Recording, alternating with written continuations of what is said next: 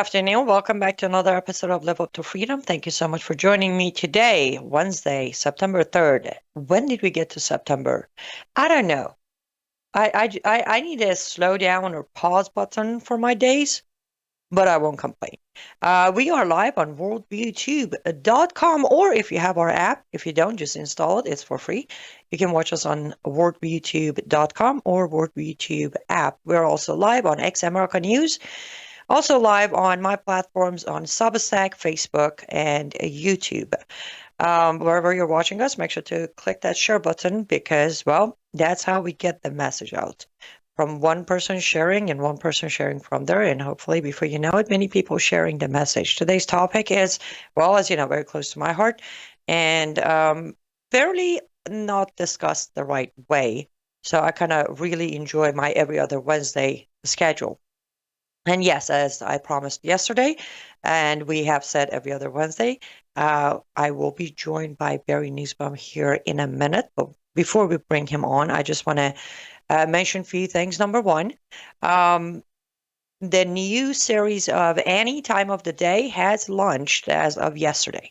So you can catch those exclusively on my TikTok. Yes, on TikTok, it's called Any Time of the Day, or on my YouTube channel, or on my Substack. Those are the only three places that I am uploading those.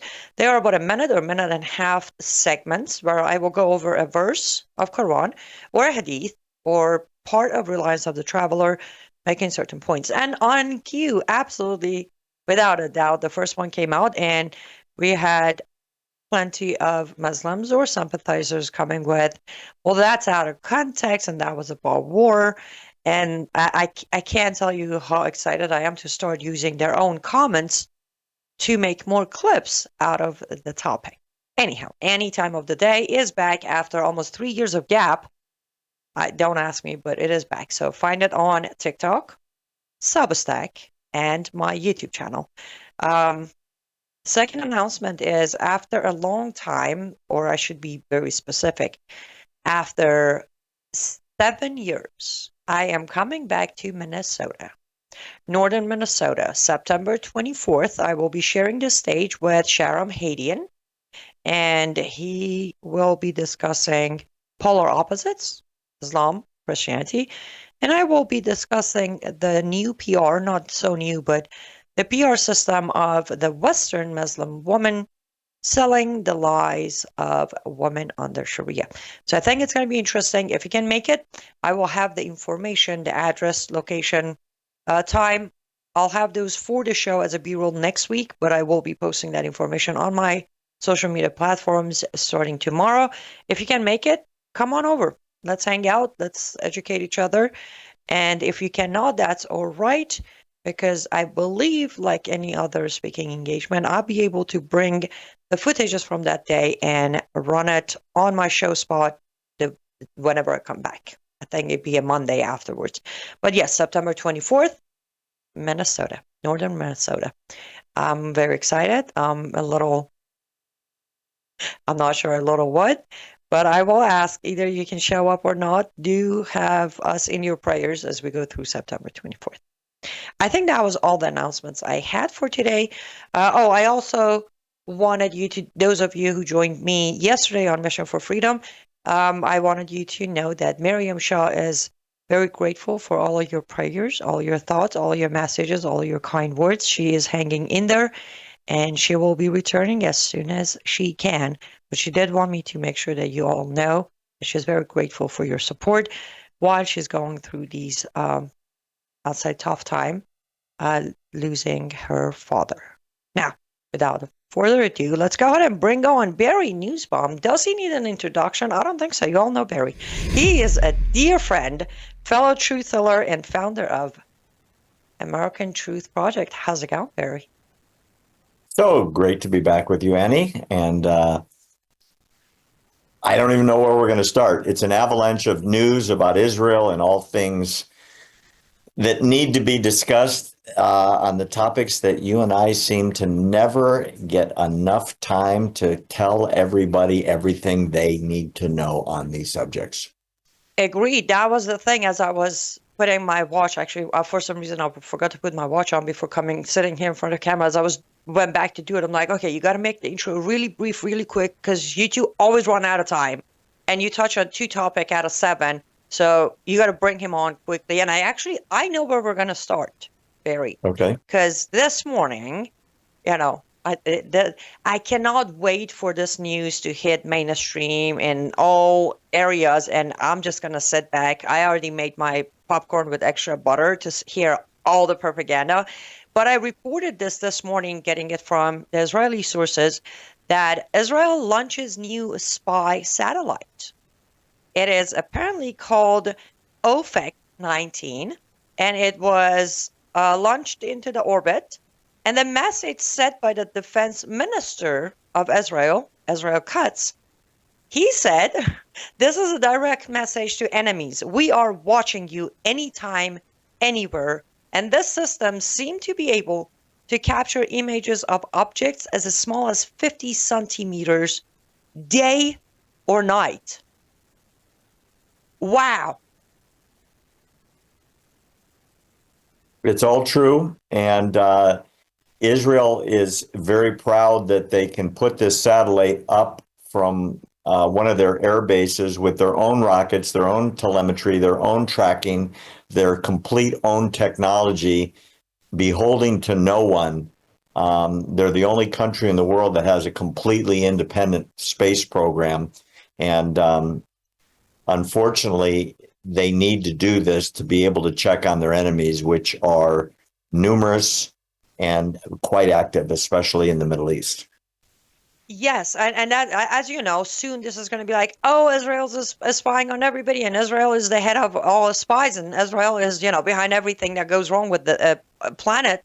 But as soon as I saw the report, and before I even translated and put it up on my pages, the first thing that came to my mind, which I concluded the post with, was how can people be so blind to reality behind everything that's happening? You have Israel who's working. First of all, nobody in any shape or form can argue with the fact that Israel has been way ahead of all of us when it comes to technology. They have advanced technology everywhere. Now, that aside, they are using their abilities and their smarts and their equipment to create more layers of protection.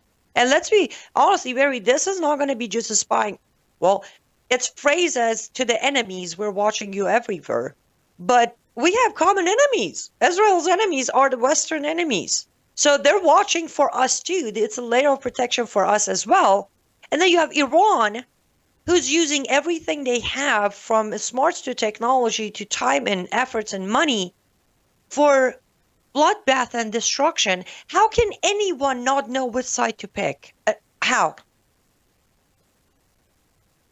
If you phrase the question the way you did, well, then the answer is logically no choice. It's obvious. Unfortunately, truth and justice and equality and logic and the Bible and God have no place in that question to, unfortunately, hundreds of millions of people around the world. It's irrelevant to them. It's the same kind of answer you have to give to why do the Muslims in Gaza and Judea and Samaria and Iran raise their children to value death more than life? It's so antithetical to the way we were raised ethically, morally, religiously, that it seems bizarre. Those people, unlike the entire animal kingdom, don't believe in survival. They believe in death, which is why, as is often said, it is a cult of death. They worship death. They look forward to death because death is better than life. It's the same thing here. What should be lauded as a wonderful achievement is looked at in every possible negative connotation that could be used, even though it's a tremendous achievement. It's a tremendous scientific achievement. But it's not looked at that way by most of the world, unfortunately. Yes, but here's where the hypocrisy or conflict is for me. So, yes, no question about it. the cult of death celebrates death. But then their alliance is with the side that is trying so hard to become God and pretty much cheat death. How do we justify that? Because, red is all about kill everybody and die and go to, get your 72 versions in Allah's heaven. But then you have red. I mean, Palantir is a perfect example. They're trying so hard to cheat death and, live forever and, put these chips in their brain where they won't die. It just makes no sense. And I know I'm all about logic, right? 2 + 2 = 4, no matter who you are, no matter what gender you are. To me, 2 + 2 is 4. But this contradiction just doesn't make sense to me. Like, they want to hate on Israel's technology, but then you crickets when it comes to, again, Palantir, because that's my new obsession. It goes back, I think, to the basis of that religion. I'm putting it in quotes because I don't believe it's a religion. I believe it's a dictatorial way of life that encompasses all your thoughts for you. So all you have to do is follow, and thinking is not necessary.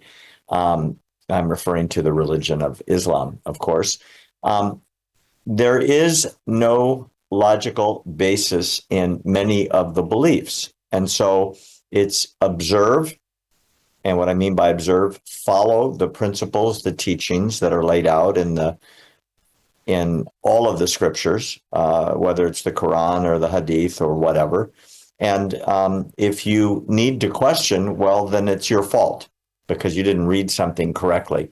And so logic drops out of the conversation. And once you have the opinion that thinking is not necessary and independent intellectual discourse is not necessary and discussion is outlawed, well, then all the limits are off. And there's no belief system that you could not be convinced to follow because thinking is not allowed.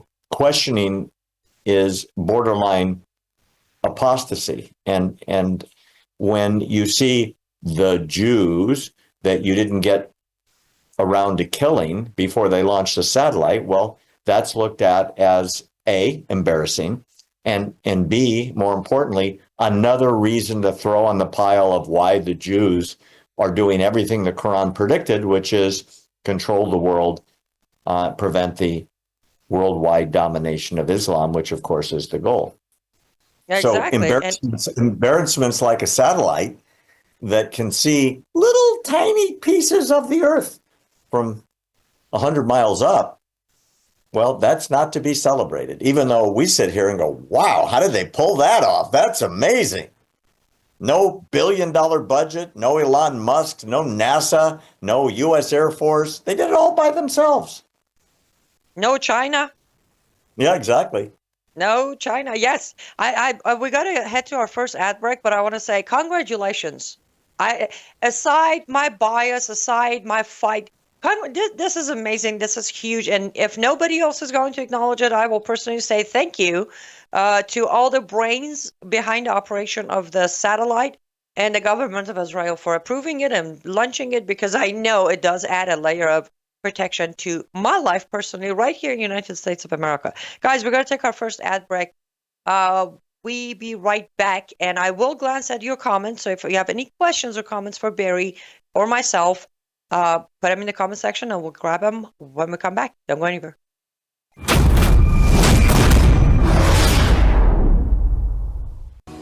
Well, hello everybody. It's Annie Cyrus. Welcome to my artist studio where all the magic happens. This is the station for painting, and that is the station for all the resin art I do. If you want to check out my art, all you gotta do is go to lutfstudio.com.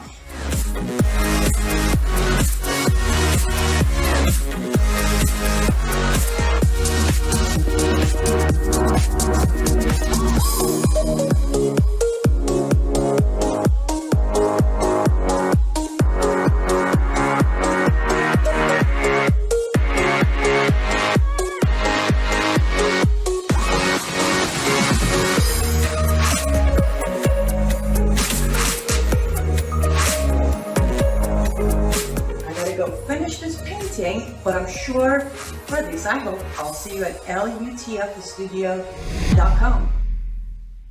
Welcome back to Live Up to Freedom. Thank you so much for staying with us until now. And yes, that painting was finished. I know you keep hearing that, but literally every day I need to go finish another piece of art. And on that note, first of all, let me say thank you. You guys are amazing. Your custom orders are coming in faster than I can even read them, let alone finish them. I appreciate your patience as you wait for me to create these pieces and send them over. And for those of you who have not heard, I am accepting custom orders on the cross necklace, the one I'm wearing. All you need to do is either send me a direct email at liveuptofreedom@gmail.com or send me an email via my Etsy account, which is lutfthestudio.com. Let me know your color combination. You can pick 2 colors. This is a blue and silver combination. You need to let me know what kind of chain you like, if you like the matching black band or you want a gold or silver chain. And your order will be submitted. I appreciate all of your support. And for anyone who's not looking for necklaces, we still do have our bundles going on and few new products coming within the next few weeks. Okay, let's bring Barry back on. We started with what I would call a powerful achievement. Those of us who still have a bit of logic left can, establish and connect the dots that this is to be celebrated. Now, Barry, to me, there is another situation or another scenario that I personally am celebrating and praying for success, but there is a lot of madness going around, and that is what Netanyahu called the decisive phase. Our IDF is making progress into Gaza cities. Where are you at with decisive phase? It reminds me historically of 1945 when the Allies were this close to conquering Imperial Japan and Nazi Germany, especially around the time of Hitler's suicide in the bunker, the Führer bunker in Berlin. The Germans wanted to negotiate peace, and they reached out to the Allied command and said, we want to negotiate a settlement. And Eisenhower, who was the supreme commander of the Allied forces, said there will be no negotiation. Absolute, unconditional surrender. Absolutely no conditions. And the Germans made a lot of noise for a couple of days and then gave up.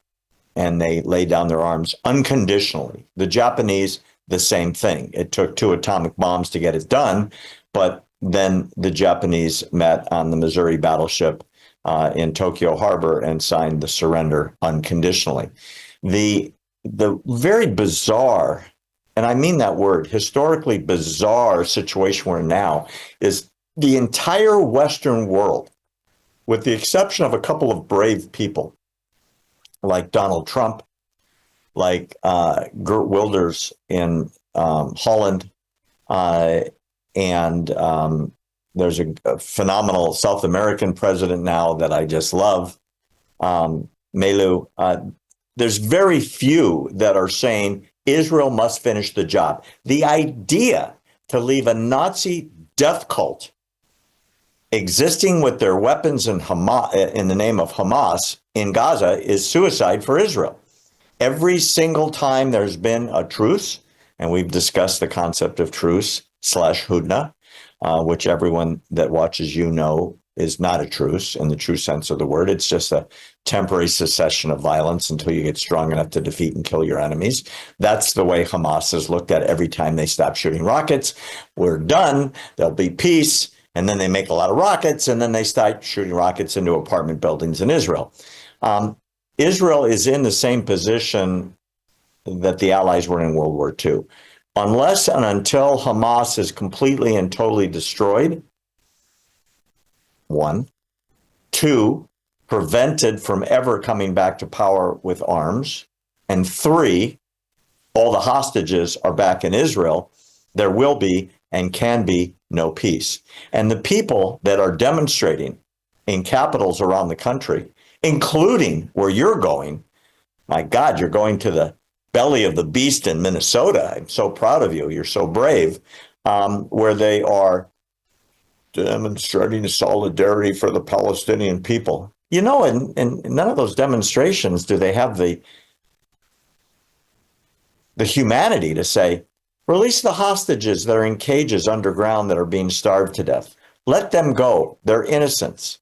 In the history of the world, there's never been demonstrations supporting the slaughtering Nazi-like enemy and ignoring the people taken prisoner against their will who are not even combatants in a war. Citizens, mothers, fathers, grandmothers, children. So Israel doesn't have a choice. If they don't wipe out Hamas, Hamas will come back. It's no different than if you have a lawn full of weeds and you just tell your son to go cut the grass. And he says, but Dad, there's all these weeds. Just cut the grass. It'll look fine. Those weeds, the roots are still there. They will come back thicker than they ever were. And now you've got twice the problem. And if Israel doesn't pull those weeds out by the root, they're going to have twice the problem in 6 months or a year. The tunnels have to go. Hamas has to go. Those people have to be eliminated completely. And then the question of the day after can truly be discussed in a new unit of time. I'm happy to talk about it, but it's not going to be reality, not as long as Bibi's in power and has the backing of Donald J. Trump. And thank God he does. Yes, I will agree with pretty much 97% of what you said. And here's where I disagree. I am waiting for the other shoe to drop. I'm waiting for Trump to call Bibi and say, hey, I came to a new agreement with Hamas, so stop. And it's not against Trump. This is just the pattern.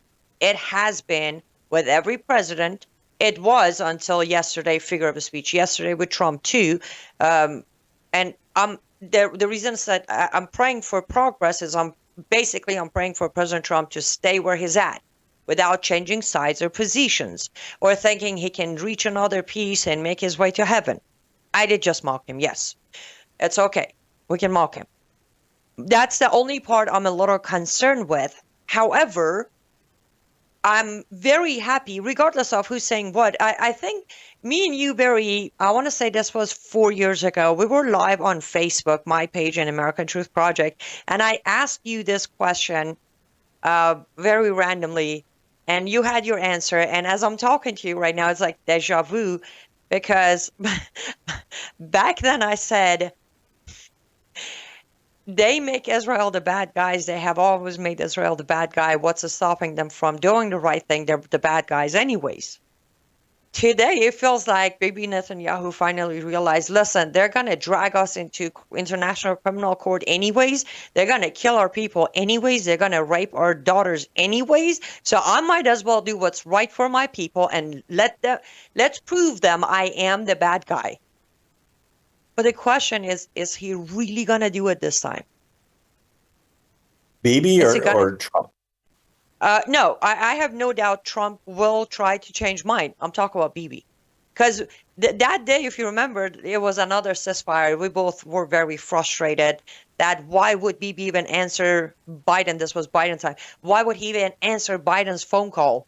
So my question is, is Bibi done answering any phone calls? And is he just going to finish it? Or is he going to pick up those calls?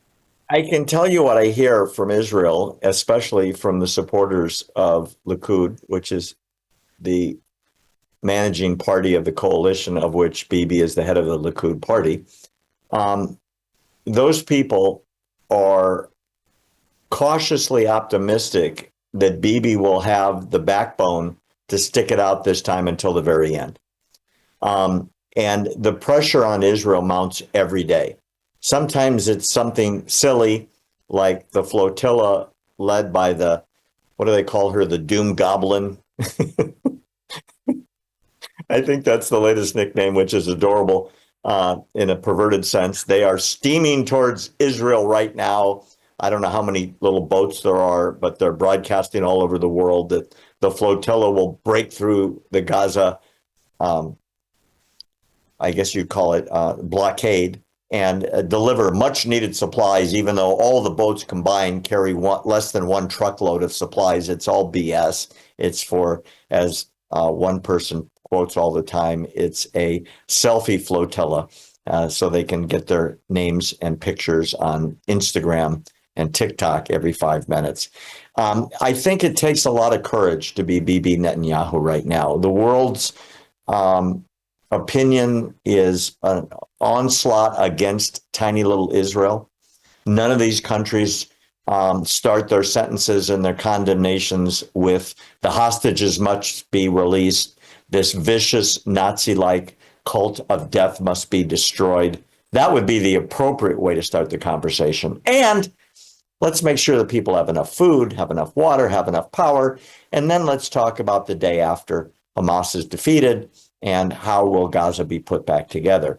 It's literally backwards, which is stop the war immediately, stop starving the Gazans. And none of these people have been there. You know, I was very irritated to read about this coalition of experts, I guess you'd call them, who have said that there's the equivalent of a Holocaust going on in Gaza right now, which is completely untrue. There is not mass starvation. There is not intentional disruption of food and denial of basic supplies to the Gazans. They have more food in Gaza than in a dozen countries where real starvation is going on. But the cameras aren't in the Sudan, and the cameras aren't in the Congo, and the cameras aren't in Yemen, either for the lack of food or the slaughter of indigenous peoples, mostly Christians, that are going on in those territories. The focus of the world's social media, and therefore the politicians, is on horrible Israel being blamed for what the Nazis did and being aligned with them in the eyes of these people that are watching, which disgusts me to no end as a son of Holocaust survivors that went through the Nazi Holocaust at Auschwitz. I know what that's like. I grew up with it. This is not that. And 99% of the people who comment are TikTok keyboard warriors who don't leave their parents' basements except to dye their hair pink and go scream in front of TV cameras. If Bibi can hold the line long enough for the troops on the ground to wipe out Hamas, the world's opinion will change. It will change immediately. And I pray that he can do it. The pressure on him must be tremendous. I need to comment about your 3% relating to Donald Trump. I share the same worry you do, Annie, that Trump is a media creature frequently. And just today, he said, this has got to be wrapped up. This has got to end quickly because he's feeling the pressure internally from his own Congress, from his own party, and from world leaders. And it takes a lot of courage to stand alone. Being in a crowd doesn't make you right or wrong, but being out in front of the crowd when you know you're right and they're screaming and shooting the arrows into your back is the hardest thing in the world. And that is true courage. And right now, today, September 3rd, Bibi Netanyahu is Winston Churchill in 1942 and 1943, standing up against Nazi Germany when the world was against him. It's a tough place to be. I don't envy that man at all. Exactly. Listen, guys, sit tight. Send in your comments, questions, anything you want me to read to you, Barry. We're going to take another ad break. When we come back, we'll conclude on this, and then we're going to shift gears to something related to Israel and Palestine, but a lot of different. Don't go anywhere. We'll be right back.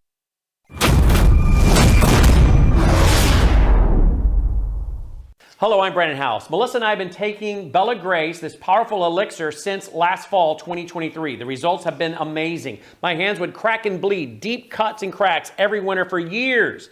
No matter what we did, we couldn't get them to stop cracking and bleeding. This year, I took Bella Grace, no cracking, no bleeding. My acid reflux, gone. Haven't had to take a Pepsid. My hair growth, the last 2 times I had my hair cut, the lady had to use thinning shears on my hair. That's amazing. We've also received incredible feedback from you, our listening audience, and the impact it's had for you.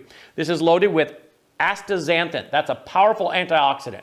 Collagen, but top grade collagen. Studies show 95% of it is being absorbed in the body because of the way they develop it. Then we have something called cat's claw. That's an anti-inflammatory from a vine in Peru. It's the bark, and it's an anti-inflammatory. There are about 80 clinical trials on Bella Grace. Please get a subscription now and save. MelissaHousebG.com. Welcome back to Live Up to Freedom. Thank you so much for staying with us until now. And let me remind you, please, every time we take an ad break, if you see a product that is of your need, please check them out. Because if you switch to our sponsors, that way you support the network. When the network is supported, guess what happens? We continue having a platform. As those of you who have followed me for a while, I don't last long in platforms. They tend to remove my show. I'm a big mouth and get out. So while I have still some good microphone here at Word YouTube, I will ask you to support the network so I can continue coming back on air with you guys. Okay. Before we went to break, you said something, Barry, that I kind of want to add to and then take your take on it. Two things. Yes, Gazans are suffering. There's no denying that. Not necessarily a starvation, but they're suffering. They're either suffering because they believe in Allah, so their soul is in, eternal hell, or they're suffering because they don't believe in Allah, but they can't say that I don't believe in Allah because they're going to be killed. That is the biggest suffering I see Gazans or any other residents of Islamic societies face. But here's where else you forgot to say there are no cameras. In Iran. The cameras aren't in Iran. As of this morning, September 3rd, 2025, for every dollar, one single dollar, you will receive 100,000 tumans in Iran. Tuman is their currency. Everything is so expensive that there are families who are genuinely out there actively looking for patients who are willing to buy their kidney. They're selling kidneys to feed their children. There are fathers who throw themselves in front of buses or cars because they are worth more dead than alive, because there's such a thing as blood money in Iran. You want to talk of starvation? Iranians are starving, Barry. They're starving through hands of their own regime. Where are the cameras? Where are the tears? Where are the protests and rallies? No Jews, no news. So just figured our audience should know it's not just Sudan and Gaza or even, places that you're like, oh, the Iran that you see on the news every day, the people of Iran can barely. I personally know families who have not had any sort of beef as protein in their homes for over 6 months because they can't afford it. Fish, chicken, ground beef, you name it, they can't. It's a dream at this point. And Iran is one of the richest.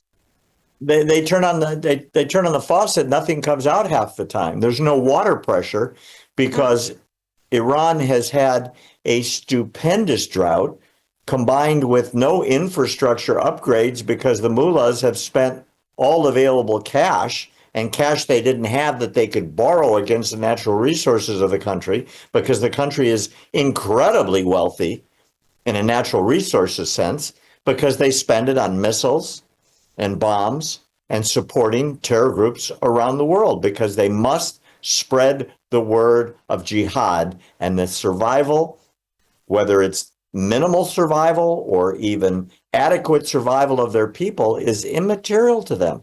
It's astounding that they all haven't, the leaders of the coalition of mullahs, haven't all been killed. It just astounds me they're still in power. But that's where I want to go next with this. You're right. Yes, they're running out of water. And let's not forget the fact that mullahs do send cash, $5,000. I just told you the translation of dollar, my audience. $1, 100,000 tuman. They send dollar. Mullahs send $5,000 per Palestinian family whose husband, son, brother, whatever, is either in prison for committing jihad or was killed for committing jihad. They receive $5,000 reward, while Iranian people sit there waiting for water, Randomly, 2 days straight, they have no electricity whatsoever, and they can barely feed themselves. And that's what the regime does, paying Palestinian, the poor Gazans who are starving. Yeah, 5,000. 5,000 is plenty of money in Gaza as well, isn't it, Barry?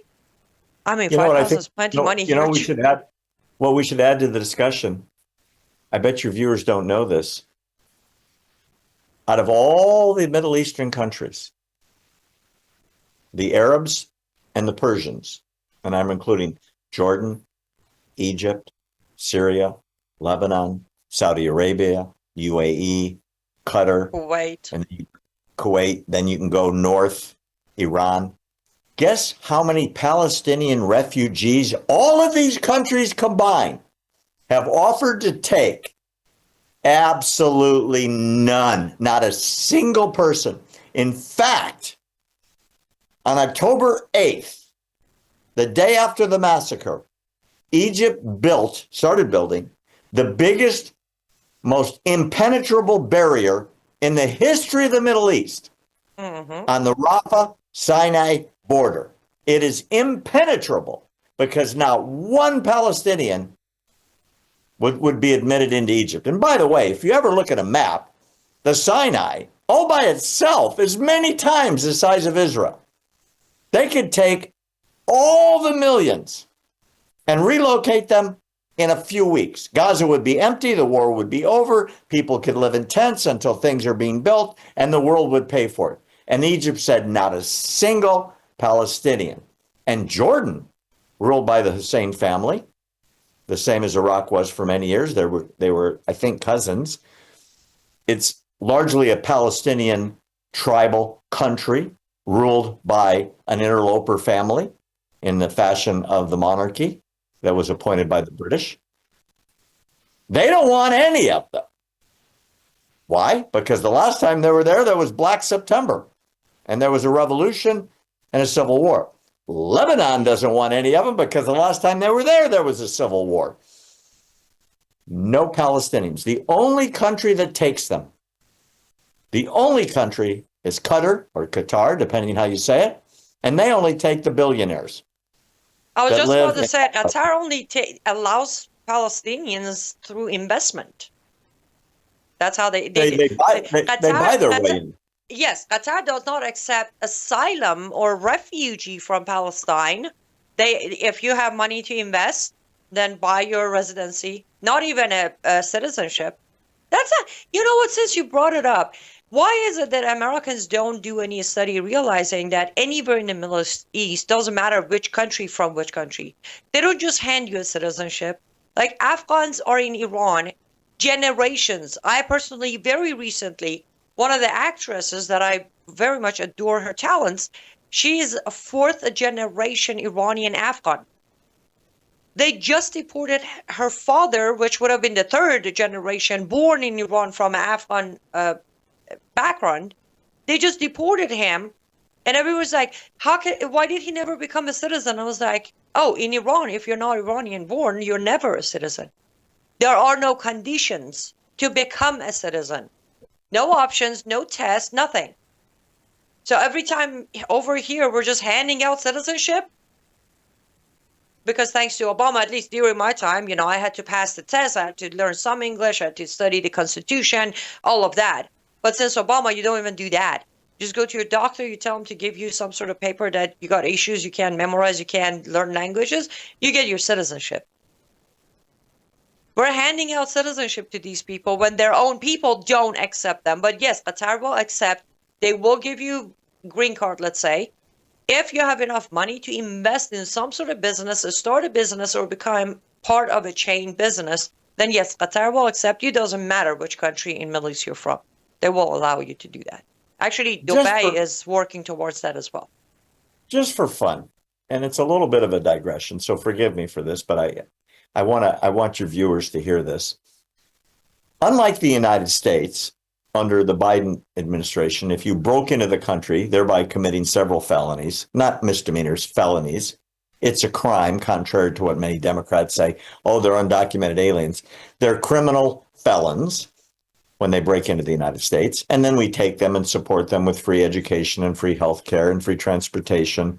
And sometimes all the way through college, and they get to vote, and they get to have driver's licenses, and they get to have a nice house loan to buy a house in California and so on. We treat them better than we treat Americans, and better than, especially the way we treat veterans. If any Palestinians were able to gather up their family and break into Jordan, break into Egypt, break into Lebanon, Syria, Kuwait, Iraq, Iran, Saudi Arabia, what would happen to them? Well, depend on the Saudi Arabia, they would be arrested, put in prison, possibly trial, and depending on what formats of Palestinian they are, they could face lashes and deportation, or they could face deportation. If they go to Iran, it's arrest, immediate deportation with fine. You have to pay the fine before you're deported. Until you have the money, you stay in prison in Iran. It could be forever. If you have the fine to pay, then they will immediately. Same thing with Turkey. You do that in Turkey, they will put you in prison until you pay your fine, and then they will put you in a bus and deport you, or plane, or wherever you need to go. I know Jordan has a tougher policy. I have heard a few cases of 15 to 20 years prison sentence. Just wanted to point out. I'm aware. I wanted to thank you for that. I appreciate it, and your viewers need to really hold on to this. These countries are as compassionate as a rock for their cousins who they support vigorously against Israel. But don't for a minute think we're going to help them by giving them a place to live, a safe space to raise their children, to work and feed their families. No, we're not doing that. Let the Jews take care of that, because it's the Jews' problem. Even though, we might add, since 2005, they've had their own country, Gaza. They've ruined it. You literally took the words out of my mouth. I'm like, nobody needs to take care of them. We gave them a country. Just sit there and enjoy life. Oh, wait, you don't know how to enjoy life. Everybody forgets. Everybody intentionally forgets there has been a Palestinian state since 2005. Egypt was offered the Gaza Strip back, and they said, no, thank you.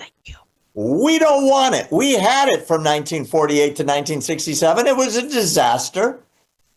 Israel won it back in 67 in the war, and then gave it back to Egypt, and Egypt said, no, thank you. So in 2005, in a fit of temporary insanity, in my opinion, Ariel Sharon gave it back. Well, didn't give it back, gave it to the Palestinian Authority, who promptly called for elections. The people there, as we know, elected a death cult, and they've been living under it ever since. And by the way, in a new poll just out, they would still re-elect Hamas. Oh, yeah. In Gaza. Let's do this. Let's take our last ad break, and then we'll come back, close the show. And I promise this time I will look and make sure if you have any questions or comments for me or Barry, I will grab them before we close the show. Don't go anywhere. We'll be right back in a minute.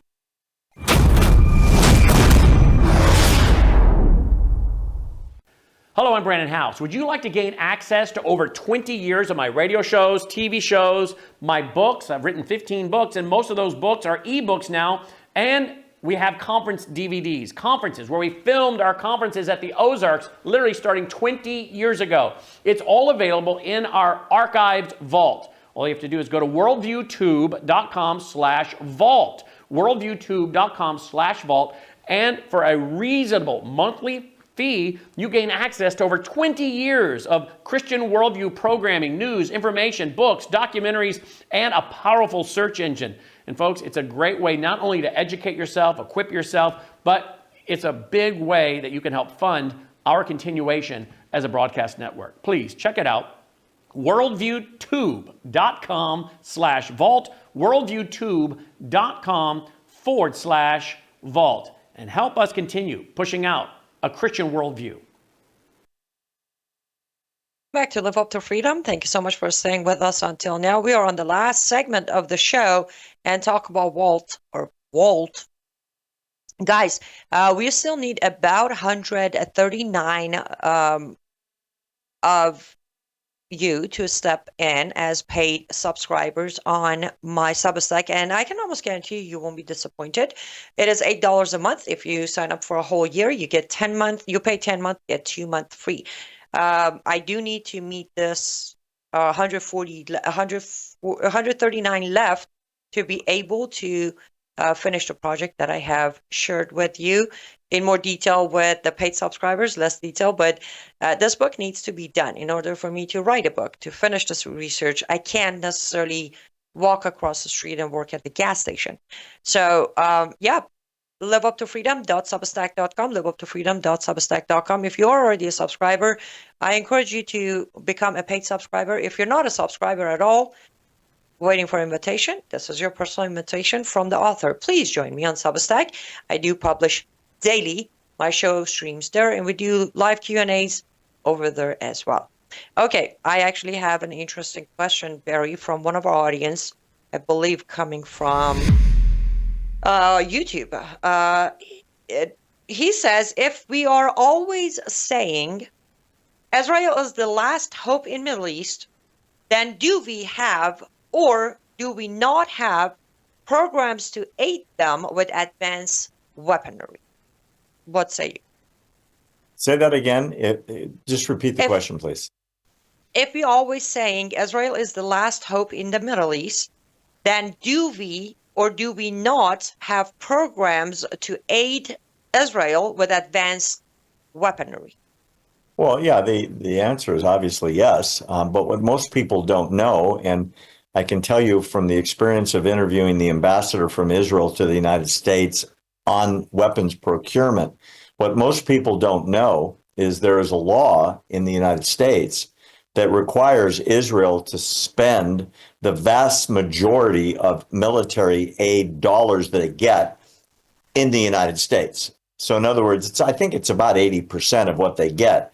So if they get $1 million, they must spend a minimum of $800,000 on the list provided by the United States of American defense contractors who are manufacturing the parts, supplies, and actual weapons that Israel buys and imports from the United States. So there's a circle of the money. Israel does not have the ability to mass produce like the United States does. Especially in the area of jet aircraft, the advanced weaponry of the F-15, the 16, the F-22, and the F-35 as examples. Those are the finest planes in the world, and Israel buys a whole lot of them, more than any other country, with American dollars. It's a circle, and that's how the United States keeps the defense industry happy and keeps Israel supplied. It's not charity, it's a circle of the money. Israel gets the money and gives it right back. Israel does not have the capacity, although they tried once with the Kafir. They could not manufacture a jet up to American standards. I will say, though, just as an interesting aside, since I have sat in the jets in a secret air base in northern Israel, the jets get delivered without avionics. And what that means is it's a stripped down airplane. The engines are intact and most of the equipment is there, but the fine advanced avionics, the heads-up display, the advanced radar, the air targeting systems, and so on, almost all of that is Israeli designed, is Israeli manufactured, is in Israeli installed equipment, which they then share with the United States openly and quite eagerly, and that cements that relationship between technology and cooperation of intelligence, which is then the basis of the advanced fighter training, for example, that the Air Force gets there. Qualifying to be in the Israeli Air Force is the toughest of any Air Force in the world. It's a big honor to get your flight approval and to sit in the seats of either the front or back seat of some of those airplanes, which is why, if you've noticed, you've never heard of a jet being shot down by anybody in the Middle East for a very, very long time. And I'm talking about thousands of missions, not hundreds, thousands. You never hear about a downed Israeli plane. The pilots are that good. The American technology combined with the Israeli technology is that good. Yes, can you do me a favor, Barry? If you could repeat the sentence you said, Israel is not capable of mass producing. Can you repeat that sentence for me? They're not capable of producing mass quantities of jet airplanes. So they buy American airplanes. Unlike America, right? They buy, yeah, America does it every day. I mean, we're the largest producer of jet aircraft in the world, and we produce in the United States, courtesy of the fighter aircraft coming out of, say, Fort Worth, as an example. I've been to the factory there. It's a massive production plant, and Yes, it's and billions and billions and billions invested in it. exactly. That's why I wanted you to repeat that. And I will just add to a wonderfully answered part of Barry to the comment. That is exactly why we help Israel, but then we fund Israel's enemies. So the war continues because we mass produce the weapons they all need.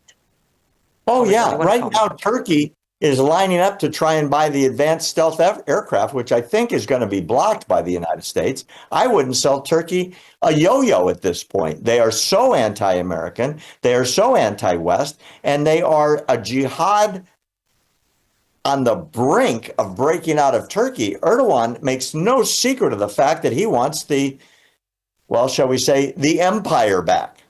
And exactly. He talks about it all the time. And we are stupid in the West for, he's just talking. He's still a member of NATO. That just astounds me. And he has banned Israeli planes from his airspace. Exactly. So I just wanted to be clear that, yes, on the paper, United States of America helps Israel, and they say that we're allies of Israel. But at the end of the day, unfortunately, United States of America or Europe or Canada or any of the countries, bottom line is it's about power, and that's it. So they help Israel. On the other hand, they go and literally fund the enemies. PLO is receiving humanitarian aid, money, cash, actual cash, and everyone, including the anti-Semites out there, are very well aware that that money is turning around and funding the Palestinian terrorists and the jihadists, from the 5-year-olds all the way to the 30-year-old. All true. And we're also, like you just alluded to, we are supplying advanced weaponry to Egypt, to Jordan, to Saudi Arabia, to Kuwait. The largest air base in the Middle East is in Qatar. Thousands of troops, and it's an enormous air base. And Qatar is the major funder, sponsor, and supporter of, get this, Hamas. So when Witkoff gets sent by Trump to Qatar to negotiate peace with Hamas, he's negotiating with the enemy. He's negotiating with the funder of Hamas. The irony must not be overlooked by Americans who can't figure out, why doesn't Hamas release the prisoners? If tomorrow, and I mean this sincerely, and I wish it was a headline in the Western press, if Trump said to Qatar, we're closing the airbase, we're moving it to Saudi Arabia, you have 10 days to get all the hostages out, they'd be out in 9. No question. The devastation to Qatar would be financially ruinous for the country. It would take some big cojones, as they say in Spanish, to do it. If Trump did it, the war would be over. That is an if that will never happen. Instead, we negotiate with them. Oh, no, instead we accept a private jet from them as a gift. It's nothing, it's just a gift. Oh, come on. I hope to God we never use it. I maybe put it in a museum. That's just from what I understand, he already did a test run with it. The Secret Service says it'll take more than $1 billion to convert it. That's not worth it. Let's buy from Boeing. Right? What's the point? Okay.